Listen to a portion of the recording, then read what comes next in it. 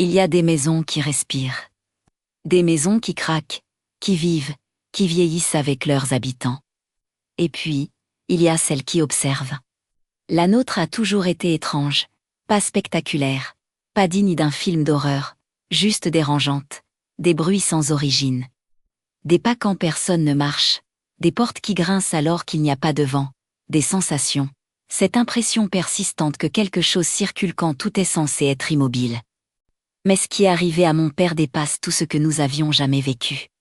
Et pendant des années, nous ne l'avons même pas su. Il y a environ 15 ans, nous avions assisté à la fête des 15 ans d'une cousine. Toute la famille était réunie, musique, rire, photos, nourriture à n'en plus finir. Ce genre de soirée qui s'étire jusqu'à l'aube, où l'on oublie le temps. Tout le monde était là. Sauf mon père. Il avait décidé de rester à la maison pour la surveiller. À l'époque, le quartier connaissait une vague de criminalité inquiétante. Cambriolage, agression, intrusion nocturne. Il préférait rester, assis devant la télévision, à attendre notre retour. Quand nous sommes rentrés vers 6 heures du matin, fatigués mais heureux, mon père était assis sur le trottoir devant la maison. Il nous attendait, calme, silencieux, il n'a rien dit. Il s'est contenté de se lever de rentrer avec nous. Nous n'avons jamais imaginé qu'il venait de vivre l'une des expériences les plus terrifiantes de sa vie. Il n'en a parlé à personne ce jour-là, ni le lendemain, ni la semaine suivante. Il a gardé ça pour lui. Ce n'est que des années plus tard, lors d'une réunion de famille, alors que j'étais déjà majeur, que mon père a raconté ce qui s'était passé cette nuit-là. Je me souviens encore du silence qui est tombé dans la pièce quand il a commencé à parler. Il expliquait qu'il était allongé dans son lit, la télévision allumée, à moitié endormi. La maison était calme, trop calme. Le genre de calme qui n'est pas rassurant, puis il a remarqué quelque chose. Une ombre. Pas une ombre humaine, pas une silhouette reconnaissable. Pas une forme plutôt, une masse. Une fumée noire, dense, compacte, comme un nuage d'encre vivante, elle est entrée par la porte. Sans bruit, sans prévenir, comme si les murs n'existaient pas. Elle a traversé la pièce lentement, glissant dans l'air, et est passée au-dessus du lit. Puis elle l'a traversé. Mon père a dit qu'à cet instant précis, il n'a plus pu respirer, comme si tout l'air avait été aspiré hors de ses poumons. Sa vision s'est brouillée, des points noirs, des étincelles. Une pression écrasante sur sa poitrine. Il était convaincu qu'il allait mourir. Puis elle a continué son chemin. Elle s'est dirigée vers le mur, et l'a traversé, comme si ce n'était qu'un rideau. Mon père est resté là, paralysé, haletant, tremblant, incapable de comprendre ce qui venait de se produire. Il a attendu, longtemps, très longtemps. Jusqu'à ce que le soleil commence à se lever. C'est là qu'il est sorti s'asseoir sur le trottoir. Pour respirer, pour se rassurer, pour ne pas être seul. Et il n'en a parlé à personne. Dans notre maison, il y a toujours eu des phénomènes étranges. Des pas dans le couloir alors que tout le monde dort, des bruits dans les pièces vides. Des portes qui s'ouvrent, des objets déplacés. Mais jamais, jamais, rien d'aussi extrême. Personne, sauf mon père, n'avait jamais vu cette ombre.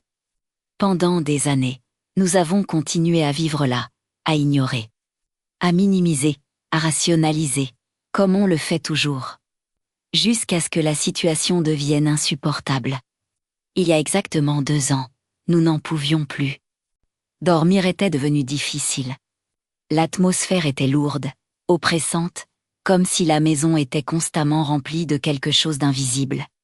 On avait cette sensation permanente que quelqu'un se promenait la nuit, pas une présence fixe. Quelque chose qui circulait, qui observait, qui attendait.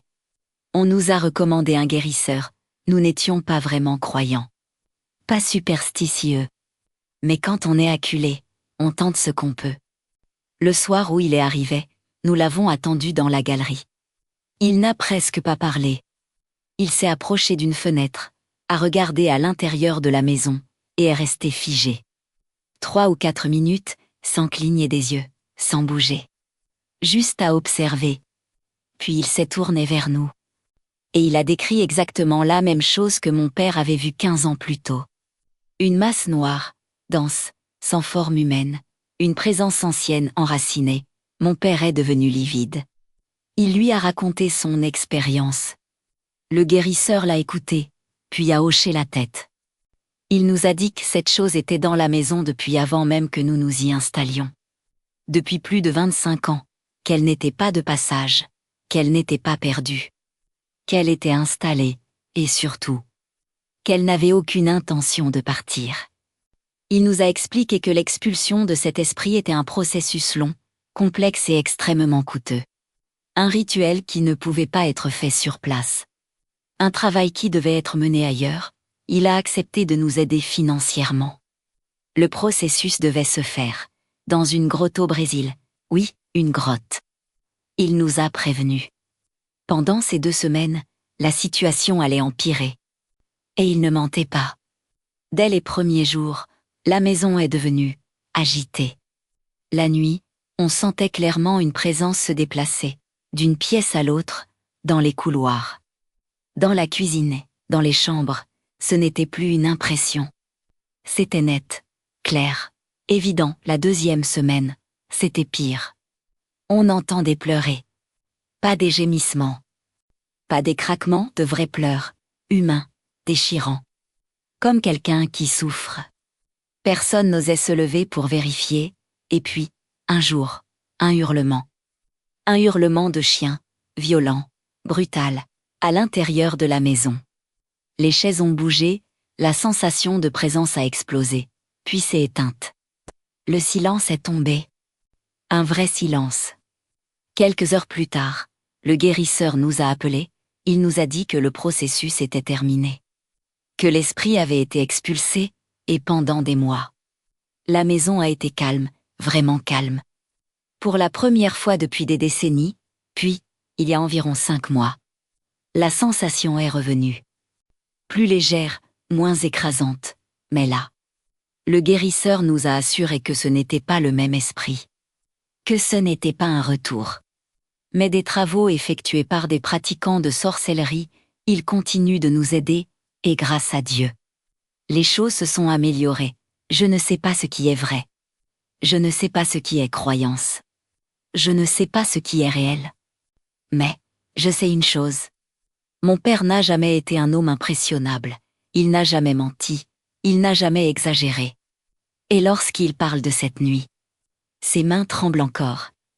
Si tu aimes les histoires vraies, dérangeantes, celles qui laissent une trace longtemps après la fin de la vidéo, alors abonne-toi. Ici, on ne raconte pas des légendes, on partage des témoignages qui font douter de la réalité.